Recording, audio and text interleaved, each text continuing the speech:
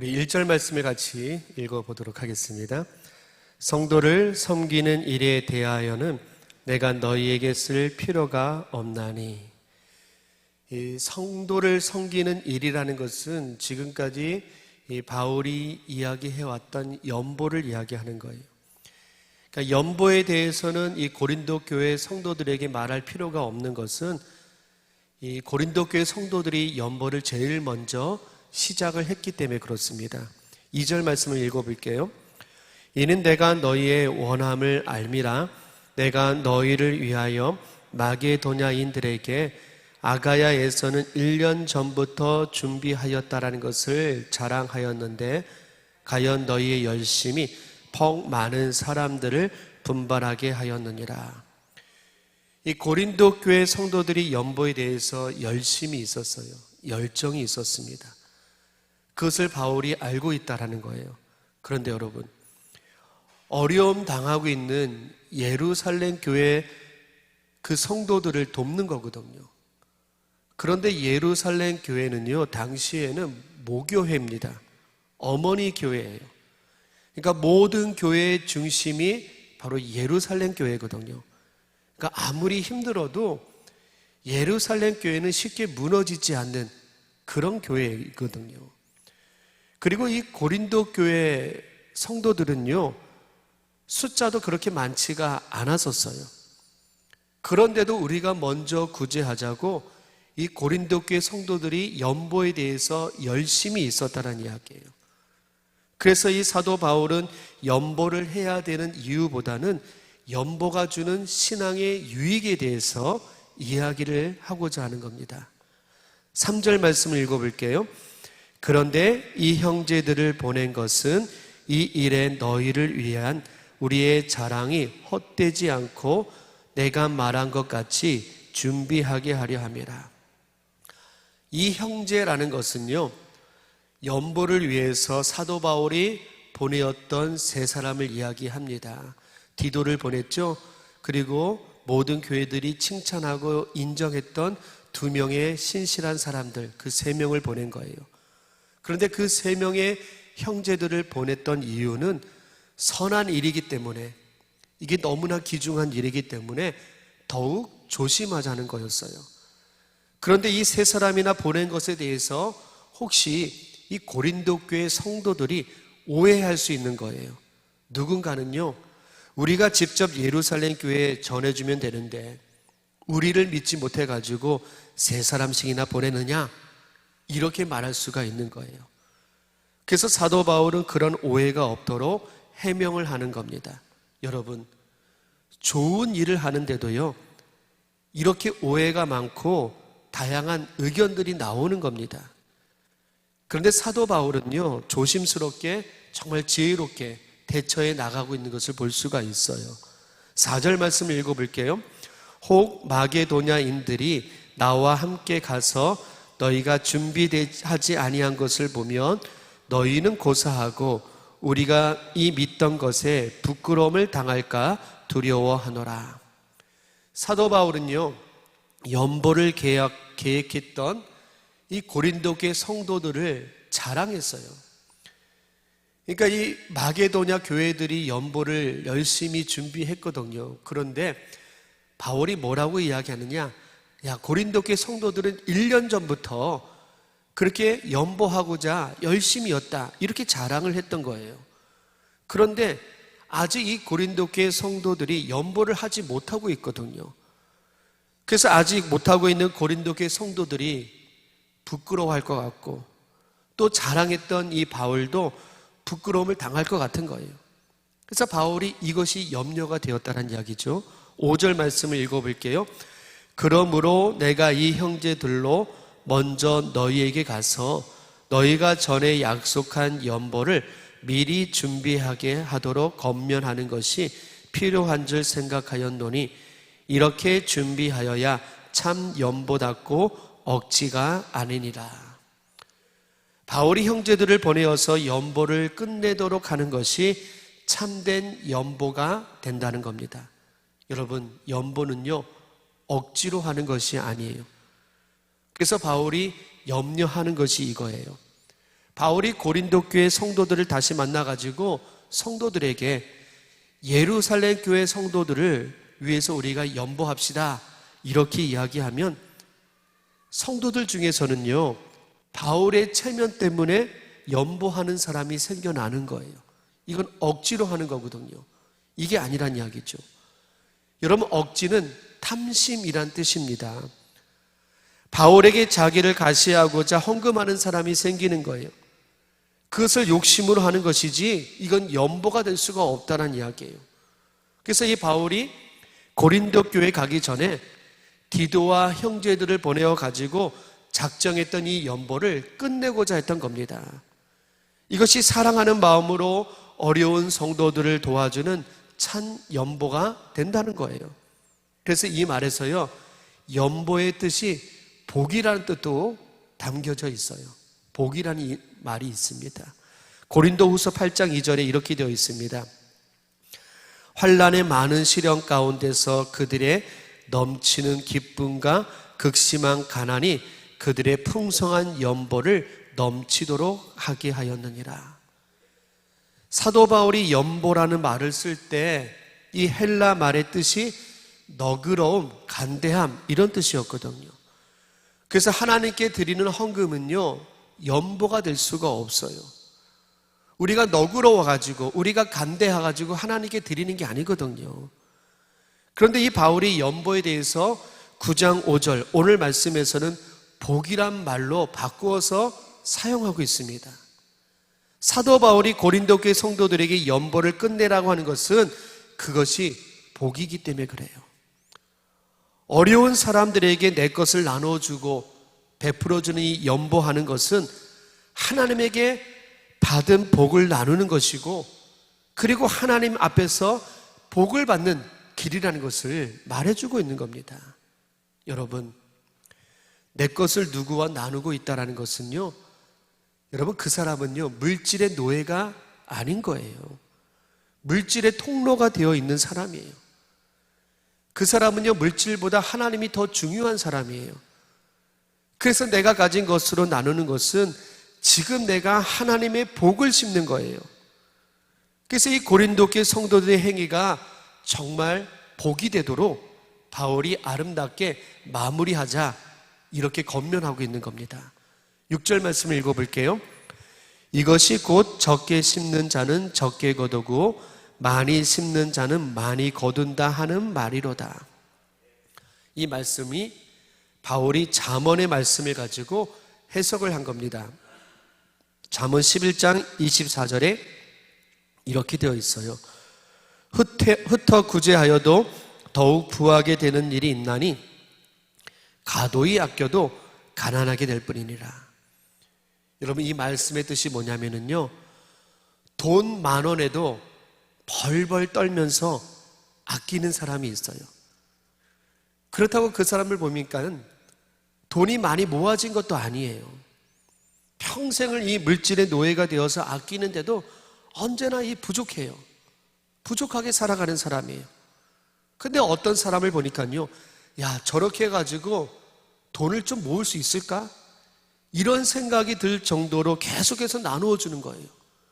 그런데도 항상 나누어 줄 게 있는 사람이에요. 바울은 그런 의미로 말하고 있는 겁니다. 6절 말씀을 다시 보면은 이것이 곧 적게 심는 자는 적게 거두고 많이 심는 자는 많이 거둔다 하는 말이로다. 적게라는 이 말이 인색하다라는 말입니다. 인색하게 심는 사람은요, 인색하게 거두는 거예요.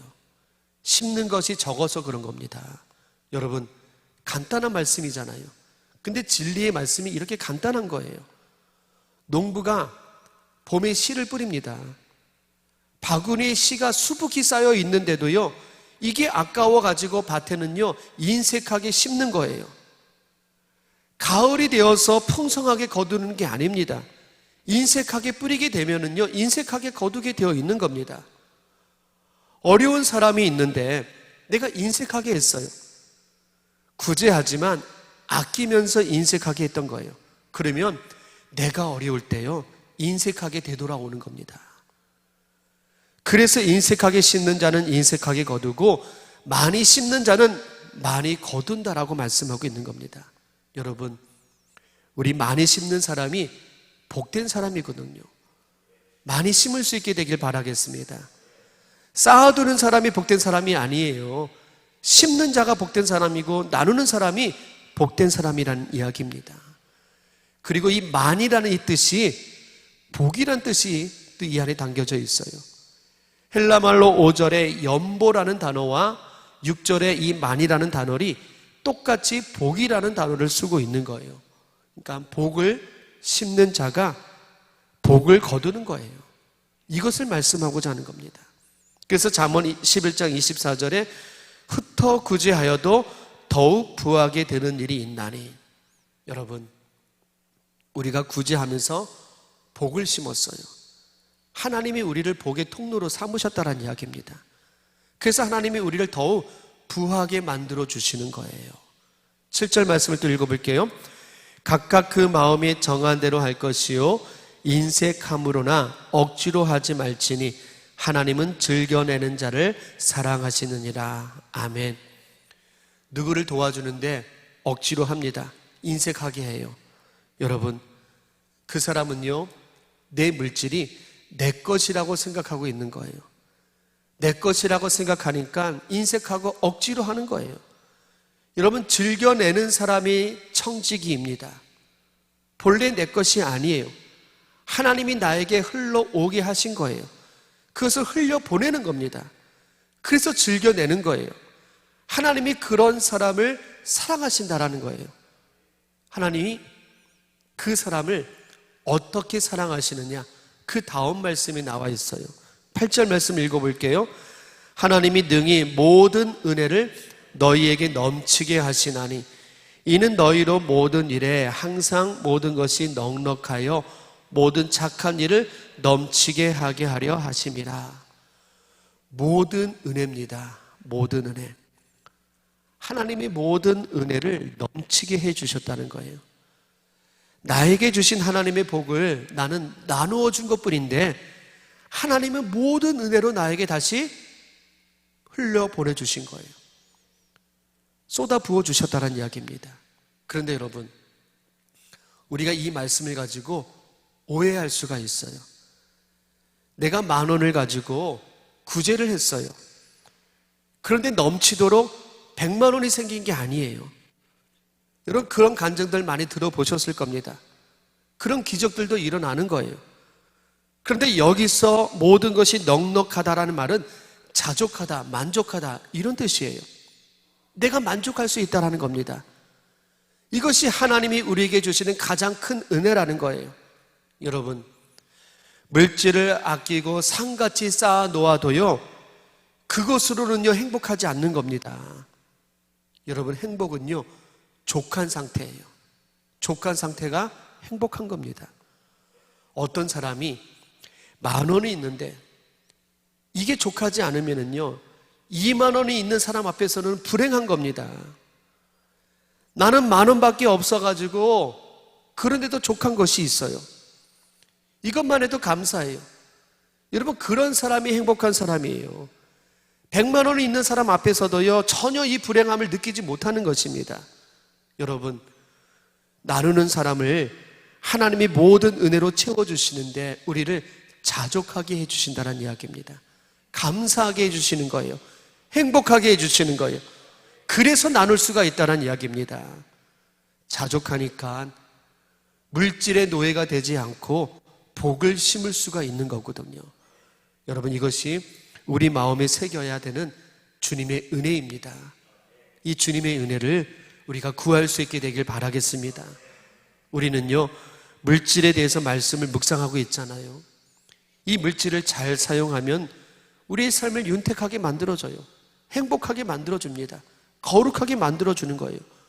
그런데 이 물질을 잘못 사용하고 쌓아두기만 한다면 사람을 썩게 만드는 것이 바로 또 이 물질이란 이야기입니다.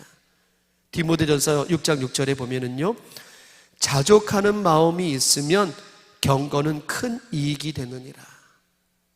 여러분, 이 말씀을 반대로 생각하면은요, 자족함이 없으면 경건은 불가능하다는 겁니다. 여러분, 이 경건이라는 것은 그리스도를 본받아 가지고 말씀으로 살아가는 거거든요. 그런데 자족하는 마음이 없으면 우리의 이 삶에서 이 경건은 이룰 수가 없다는 이야기예요. 그래서 바울이 또 이렇게 고백합니다. 빌립보서 4장 11절에 내가 궁핍함으로 말하는 것이 아니니라 어떠한 형편이든지 나는 자족하기를 배웠노니. 사도 바울은 부족한 게 많았어요. 사도 바울은요, 부족하고 어려운 것들이 많았습니다. 그런데도 그 속에서 바울은 자족한 은혜를 배웠던 거예요.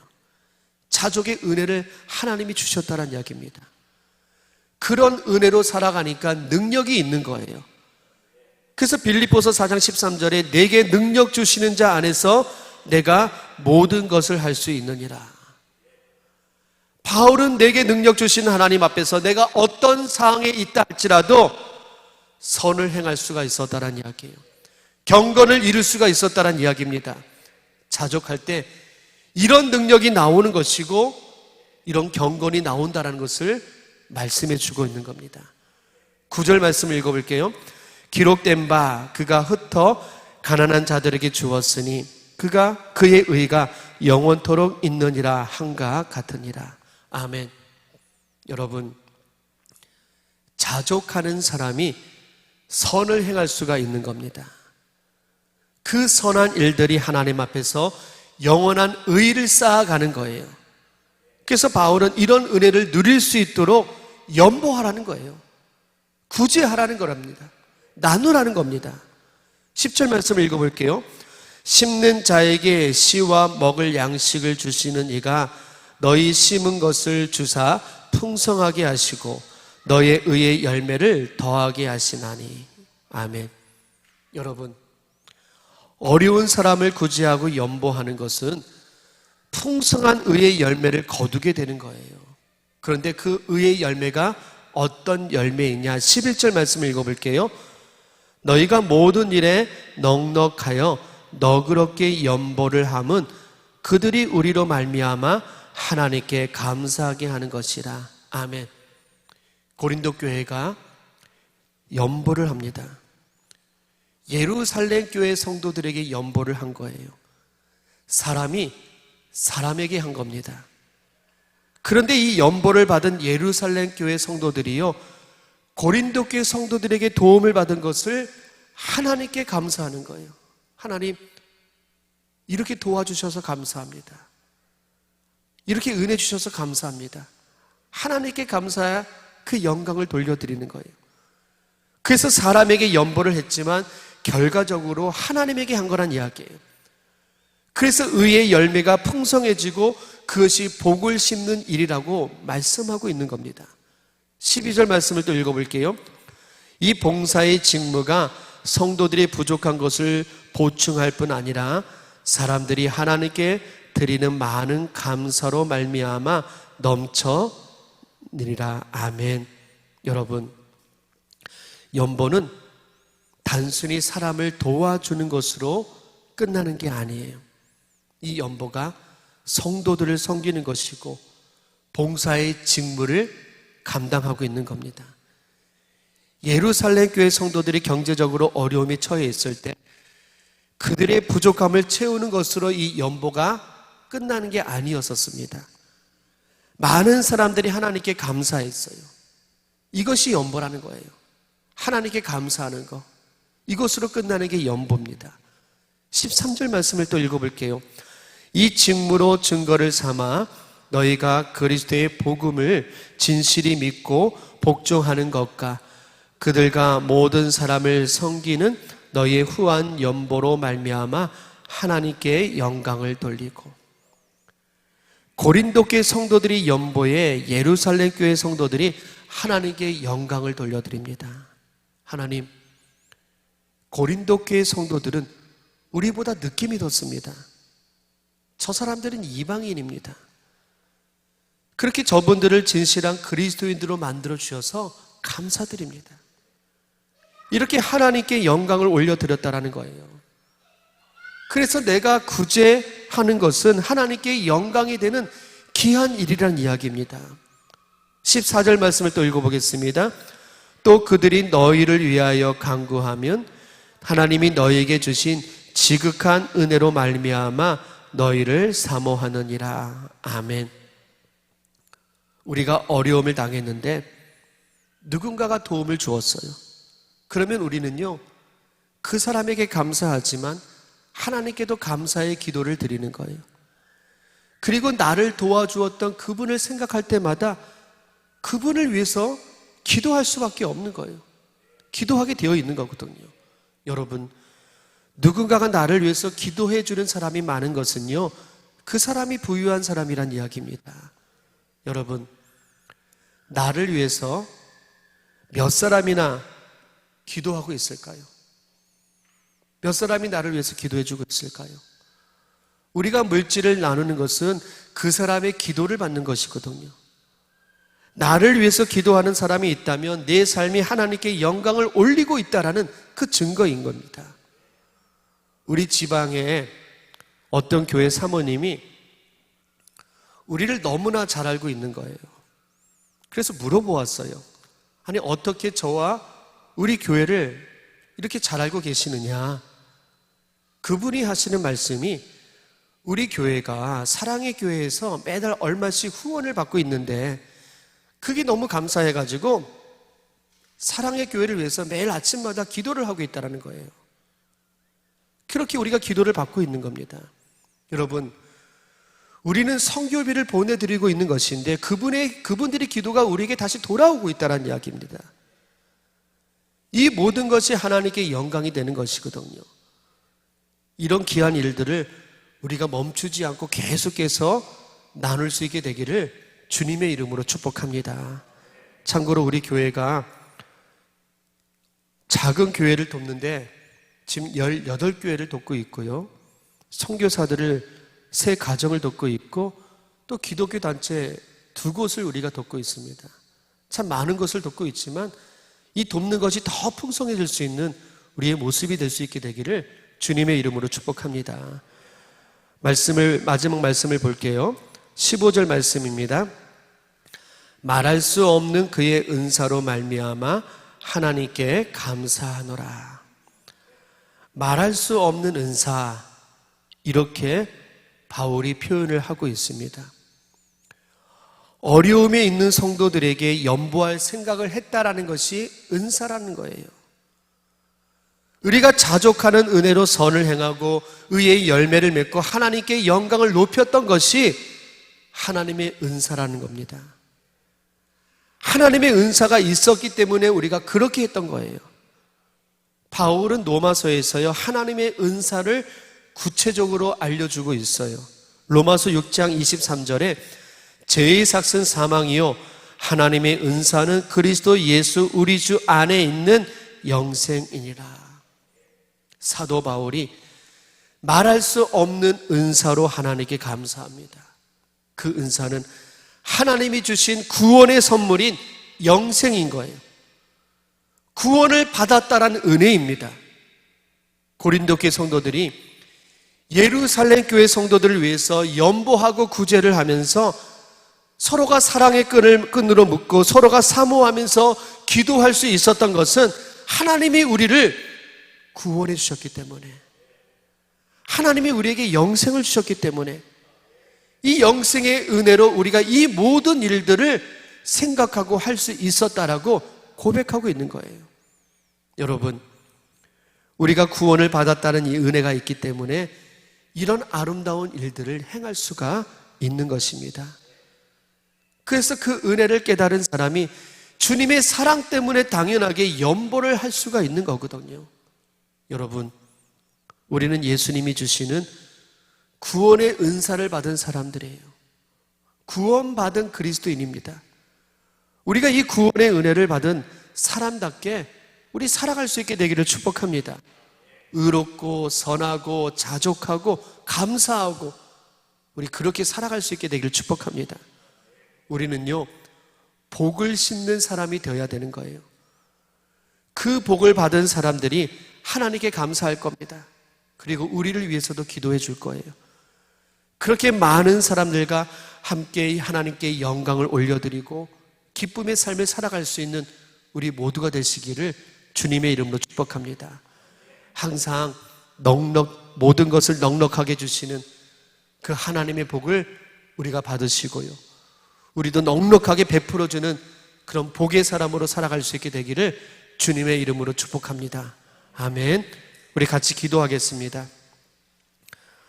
구원받은 그리스도인으로 우리가 선하고 의로운 물질의 청지기가 되어서 나누고 베풀고 흘려보내는 그런 하나님의 영광이 되는 삶이 될 수 있기를 우리 같이 기도하겠습니다. 기도합니다.